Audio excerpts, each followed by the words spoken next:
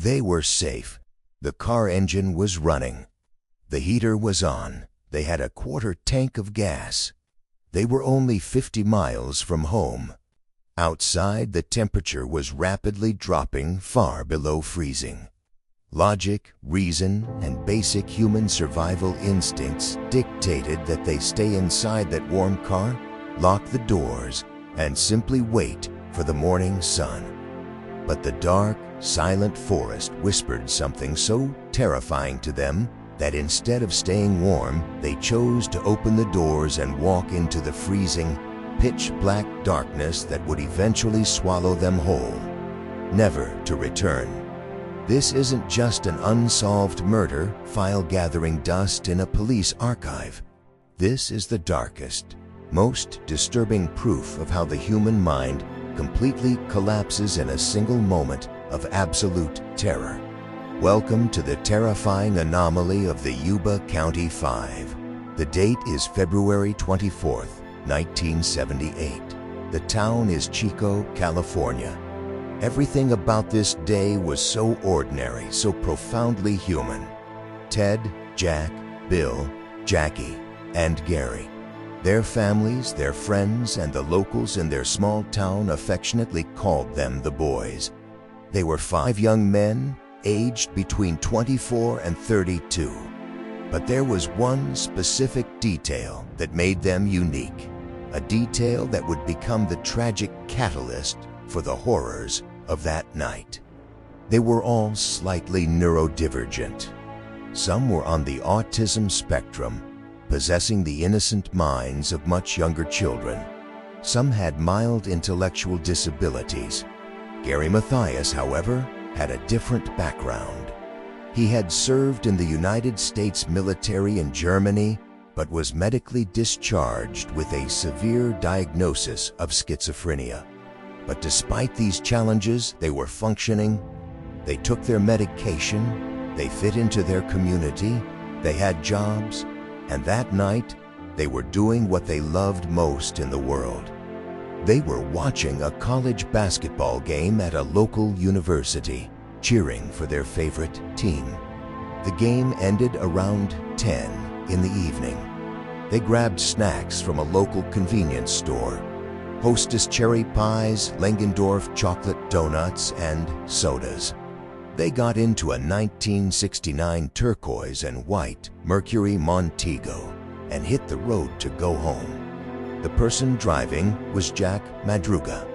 Jack was fiercely proud of his car. He treated it like his baby, and he knew the roads of the valley intimately. Their home was south, on a straight, highly populated, and perfectly safe route. But the car never took that route. It never even went south. Instead, in a mood that continues to baffle investigators to this day, they turned north. They drove up into the steep, unforgiving, and impassable mountainous winter roads of the Plumas National Forest. They drove until the paved road turned to dirt, and the dirt turned to thick, relentless snow at an elevation of over 4,000 feet. Eventually, the heavy Mercury Montego got stuck in the snowdrifts, but here is the first chilling paradox. It wasn't completely trapped. The wheels were just spinning. 5 grown, healthy men could have easily pushed it free in less than 5 minutes, but they didn't push it. And even if they couldn't move it, the car was in perfect working condition. The engine was running, but they didn't stay inside. They abandoned the car. They abandoned their only source of heat and safety, and they began walking uphill into the deep snow of the dark, freezing forest. What possessed them to do this? There is one terrifying piece of evidence. A man named Joseph Shawns was also trapped in his car on that exact same road that night, just a short distance away. He was experiencing a mild heart attack and was waiting in his freezing car for help. Around midnight, he reported seeing the headlights of a car pull up behind him. Then he saw a group of men walking around the vehicle. He heard voices, Desperate, Joseph called out for help. He screamed into the darkness, and the moment he yelled, the voices instantly stopped. The headlights were turned off. The flashlight they were carrying vanished. The men stood in absolute, dead silence in the pitch black, and then disappeared into the woods. What were they hiding from? Why did a cry for help make them turn off their lights and run into the fatal cool? Months passed. Winter slowly gave way to spring, and no trace of the 5 men was found. Their families endured a psychological torment, waiting for the phone to ring, until June, when the snow finally melted and the forest spat out its gruesome secrets. Search teams found a heavily snowed-in Forest Service trailer at a high elevation, exactly 19 miles away from where the car was abandoned. To reach it, the boys had to walk 19 miles uphill, in the dark through waist-deep snow, wearing nothing but light jackets and low-top sneakers. Inside the trailer lay the remains of Ted Weiher. He had frozen and starved to death. He had lost nearly half of his body weight. His beard had grown out, and his feet were severely frostbitten to the point of gangrene. He had wrapped himself tightly in 8 heavy blankets, but it wasn't enough to save his fading body. But what completely terrified the seasoned detectives wasn't just Ted's agonizingly slow death. It was the deeply disturbing scene surrounding him. The cabin was fully stocked for winter survival. There was a locker packed with enough dehydrated meals, military sea rations, and canned goods to keep all 5 men alive and well fed for an entire year. Right next to the cabin sat a massive, full propane tank, requiring only the simple turn of an outside valve to flood the entire trailer with glorious, life-saving heat. Furthermore, there were matches and paperbacks everywhere to start a fire. Yet, they didn't open the vast majority of the cans. They didn't turn on the gas. They didn't start a proper fire. Ted Weiher waited to slowly, agonizingly starve to death over the course of 8 to 13 weeks, surrounded on all sides by absolute salvation. Why? Because they couldn't find a standard can opener, and their minds were so paralyzed they didn't think to simply smash the glass jars or use a rock to open the tins. They were so terrified of breaking the rules, or so mentally broken by whatever they were running from, that they chose a slow, agonizing death over damaging a Forest Service cabin. This is where we must leave the "who did it" part of the story and enter the terrifying realm. How did they lose their minds? Forget standard murder theories.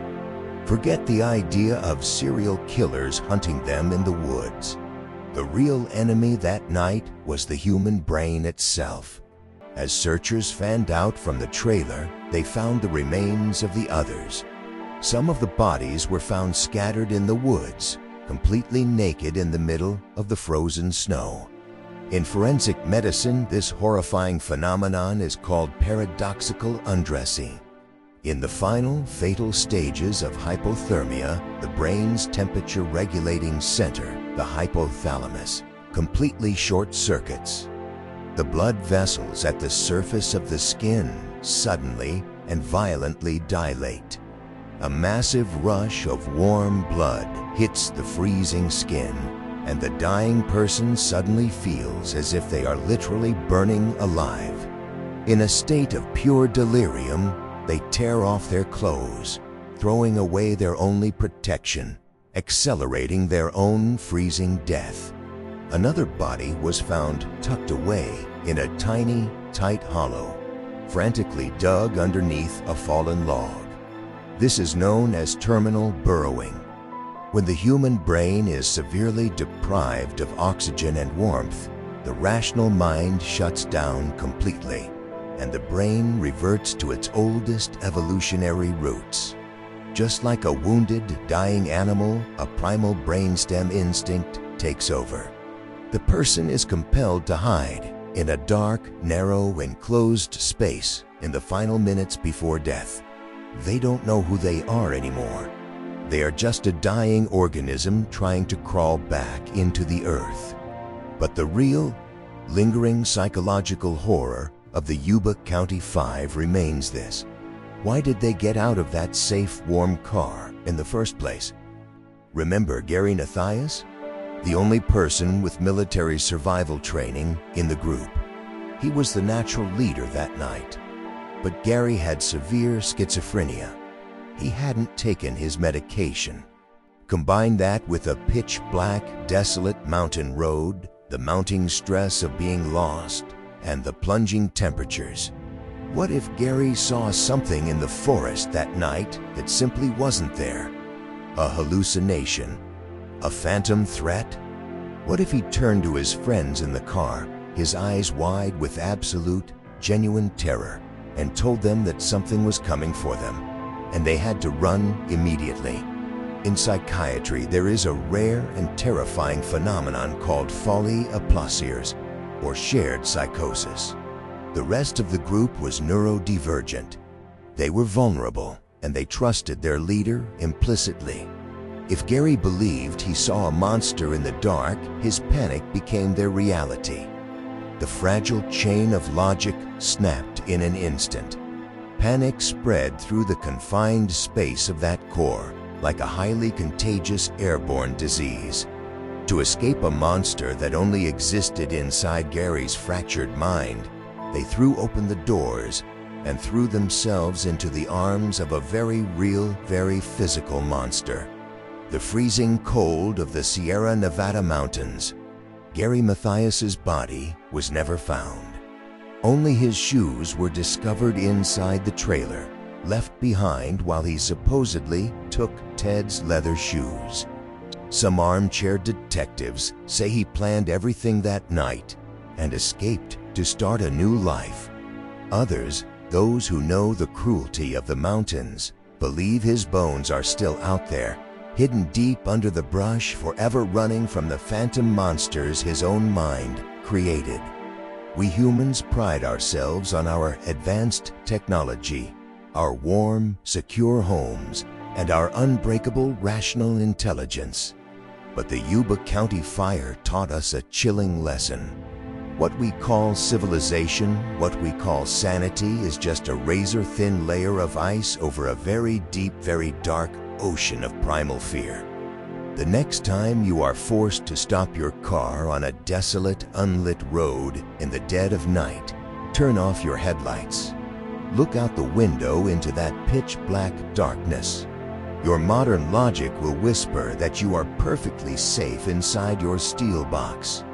But when that ancient, primal, inexplicable fear starts to creep up the back of your neck, how long can you truly resist the tricks your own brain will play on you? Could you be rational enough to stay in the warm car? Or would you, too, eventually open the door and walk blindly into the darkness?